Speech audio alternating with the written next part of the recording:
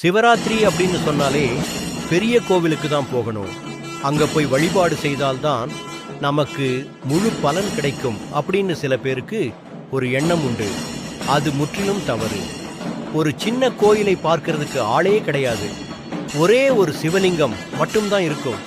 அந்த கோவிலுக்கு போய் வழிபாடு செய்வதற்கு கூட ஆள் இல்லை என்ற நிலைமையில ஒரு கோயில் இருந்தால், சிவராத்திரி அன்றைக்கு கண்டிப்பா அந்த கோவிலுக்கு நீங்க போய் வழிபாடு செய்து ஒரு சின்ன அபிஷேகம் என்ன முடியுமோ, பால் பழம் என்ன கிடைக்கிறதோ அதை வைத்து நம்ம அபிஷேகம் பண்ணி வழிபட்டால் கூட அநேக நன்மைகள் கண்டிப்பாக கிடைக்கும்.